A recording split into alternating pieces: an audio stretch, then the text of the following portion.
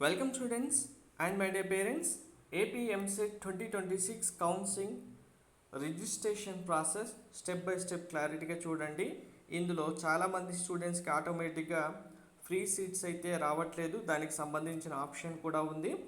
And మీరు అన్ని documents కూడా అప్లోడ్ చేయాల్సిన అవసరం లేదు. ఏ డాక్యుమెంట్స్ అప్లోడ్ చేయాలనేది కూడా మీరు ఇందులో చూస్తే క్లారిటీగా అర్థమవుతుంది.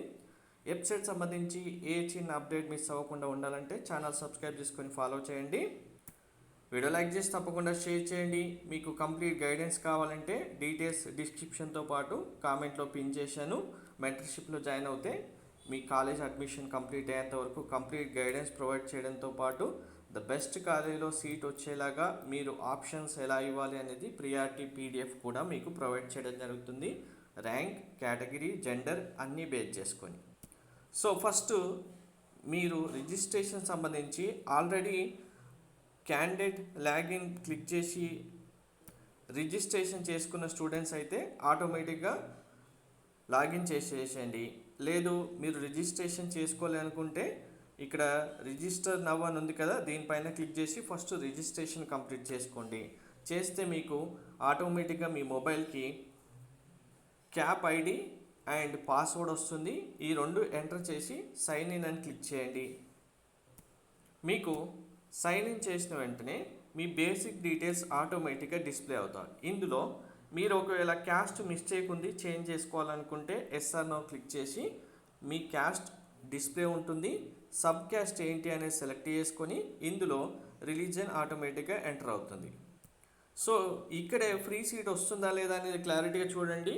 మీకు ఫీ రియంబర్స్మెంట్ ఆటోమేటిక్గా మీరు ఇన్కమ్ సర్టిఫికేట్, రేషన్ కార్డు ఏది అప్లోడ్ చేయకపోయినా ఎలిజిబుల్ అని వస్తే మీరు ఫీ రియంబర్స్మెంట్కి ఎలిజిబుల్ అవుతారు, అంటే ఫ్రీ సీట్ వస్తుంది.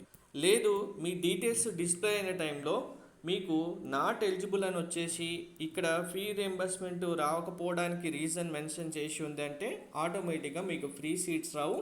ఇక్కడ స్టూడెంట్ చూడండి ఇన్కమ్ ట్యాక్స్ పేయర్ అని ఉంది. ఇలా ఏవైతే కండిషన్స్ ఉన్నాయో ఆ కండిషన్స్ కనుక మీకు డిస్ప్లే అయ్యాయి అంటే మీకు ఫ్రీ సీట్ రాదు, కాలేజ్ ఫీ మీదే పే చేయాల్సి ఉంటుంది. నెక్స్ట్ మీ బేసిక్ ఎడ్యుకేషనల్ డీటెయిల్స్ మీకు ఇంటర్మీడియట్ నుంచి లాస్ట్ 6th క్లాస్ వరకు ఉన్న డీటెయిల్స్ ఆల్రెడీ అప్లికేషన్లో ఎంటర్ చేసినవి వస్తాయి. ఒకసారి కరెక్ట్గా ఉన్నాయో చూసుకోండి. అండ్ మీరు అప్లోడ్ చేయాల్సిన డాక్యుమెంట్స్లలో ఓన్లీ 2 డాక్యుమెంట్స్ మాత్రమే అప్లోడ్ చేయాలి, అన్నీ అవసరం ఉండదు. స్టడీ సర్టిఫికేట్స్ మీరు 6th క్లాస్ నుంచి ఇంటర్మీడియట్ వరకు ఉన్న స్టడీ సర్టిఫికేట్స్ అవి మీరు 6th to 10th ఒకటే ఉన్నా, లేదు 6th to 10th 2 క్లాసెస్ 3 స్కూల్స్కి వెళ్ళి వేరువేరు ఉన్న అన్ని స్టడీ సర్టిఫికేట్స్ సింగిల్ పీడిఎఫ్గా చేసుకొని ఈ సింగిల్ పీడిఎఫ్ మీరు ఇందులో అప్లోడ్ చేయాలి. అంటే అన్ని ఇమేజెస్ ఒకే సింగిల్ పీడిఎఫ్ చేసుకొని ఇక్కడ క్లిక్ చేసి అప్లోడ్ చేయాల్సి ఉంటుంది.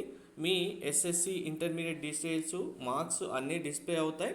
అండ్ ఇక్కడ ఎస్ఎస్సి మెమో మీరు అప్లోడ్ చేయాల్సిన అవసరం అయితే ఉండదు, కానీ ఇంటర్మీడియట్ మెమో అయితే కంపల్సరీగా అప్లోడ్ చేయాలి. మీరు ఇంటర్మీడియట్ మెమో కాలేజ్ నుంచి తెచ్చుకున్నది అప్లోడ్ చేయడం అయితే బెస్ట్ ఆప్షన్. చేసిన తర్వాత మీరు సేవ్ అండ్ కంటిన్యూ క్లిక్ చేస్తే మీరు ఆటోమేటిక్గా మీ అప్లికేషన్ ఫామ్ మీకు డిస్ప్లే ఉంటుంది. మీరు సబ్మిట్ అని క్లిక్ చేయగానే ఇలా మీ అప్లికేషన్ మళ్ళీ డిస్ప్లే కనిపిస్తుంది. ఇందులో ప్రతి కేటగిరీ డీటెయిల్స్ సంబంధించి మీకు ఇక్కడ వెరిఫై అండ్ కరెక్ట్ అనే చెక్ బాక్స్ ఉంటుంది. ఈ చెక్ బాక్స్లో మీరు టిక్ మార్క్ చేయాలి, అంటే క్లిక్ చేస్తే టిక్ మార్క్ అవుతుంది.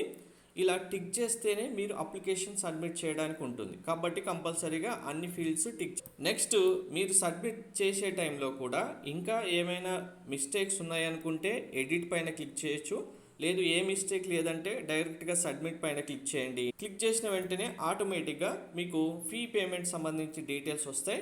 ఇందులో మీరు ఫీ పేమెంట్ డీటెయిల్స్ సెలెక్ట్ చేసుకొని ఫీ పేమెంట్ మీరు డెబిట్ కార్డు అయినా కానీ మీరు పే చేయొచ్చు. ఫీ పేమెంట్ చేస్తే మీ అప్లికేషన్ ప్రాసెస్ కంప్లీట్ అవుతుంది.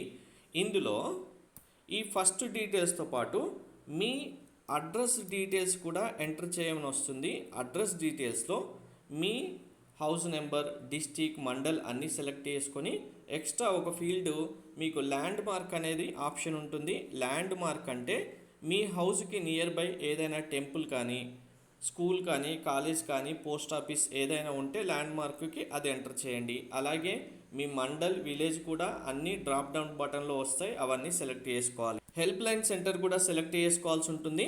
ఎందుకు హెల్ప్ లైన్ సెంటర్ సెలెక్ట్ చేసుకోవాలంటే మనకు వెరిఫికేషన్ అనేది ఆన్లైన్లోనే ప్రాసెస్ కంప్లీట్ అవుతుంది. బట్ మీరు ఏదైనా సర్టిఫికెట్ వాళ్ళకి డౌట్ వచ్చింది, లేదు మీ మెమో అప్లోడ్ చేశారు, ఇంటర్ మెమో క్లారిటీ లేదనుకోండి, మళ్ళీ వెరిఫై చేసే సెంటర్ వాళ్ళు మీకు అప్లోడ్ చేయడానికి ఆప్షన్ ఇస్తారు. ఒకవేళ అది అప్లోడ్ కావట్లేదు, లేదు వాళ్ళకి కరెక్ట్గా క్లారిటీ లేదు అంటే ఇన్ కేస్ ఏమైనా అవసరం ఉంటే హెల్ప్ లైన్ సెంటర్కి వెళ్ళాలి, కాబట్టి జస్ట్ మీరు సెలెక్ట్ చేసుకోవాలి. అంతేకాని హెల్ప్ లైన్ సెంటర్ సెలెక్ట్ చేసి ఇప్పుడే మీరు వెరిఫికేషన్ కోసం వెళ్ళాల్సిన అవసరం లేదు. అందరికీ వెరిఫికేషన్ ఆన్లైన్లోనే అవుతుంది. ఎవరికైనా కాకపోతే మీరు హెల్ప్ లైన్ సెంటర్స్కి వెళ్ళాలి. హెల్ప్ లైన్ సెంటర్స్ లిస్టు మీకు ఆటోమేటిక్గా డిస్ప్లే అవుతాయి. మీ డిస్టిక్లో మీకు near by help line centre ఏదైతే ఉంటుందో ఆ help line centre name select చేసుకుంటే సరిపోతుంది. సో ఇలా మీ అప్లికేషన్ ఫామ్ ఫైనల్గా అన్ని డీటెయిల్స్ ఎంటర్ చేసుకొని bonafide study certificate, inter memo upload చేసి ఆటోమేటిక్గా ఫీ పేమెంట్ చేస్తే సబ్మిషన్ అవుతుంది. వెరిఫికేషన్ కంప్లీట్ అయ్యేంత వరకు వెయిట్ చేయాలి. వెరిఫికేషన్ అయిన తర్వాత వెబ్ ఆప్షన్స్ ఇవ్వాల్సి ఉంటుంది. వెబ్ ఆప్షన్స్ ఎలా ఫిల్ చేయాలనేది వెబ్ ఆప్షన్స్ ఓపెన్ అయిన తర్వాత మీకు మళ్ళీ క్లారిటీగా ఎక్స్ప్లెయిన్ చేస్తాను. మెంటర్షిప్ కావాలనుకున్న వాళ్ళు డీటెయిల్స్ డిస్క్రిప్షన్లో కామెంట్లో పిన్ చేస్తాను. ఫీ పేమెంట్ చేసి వాట్సాప్కి స్క్రీన్ షాట్ పంపిస్తే మెంటర్షిప్లో జాయిన్ అవుతారు. Thank you.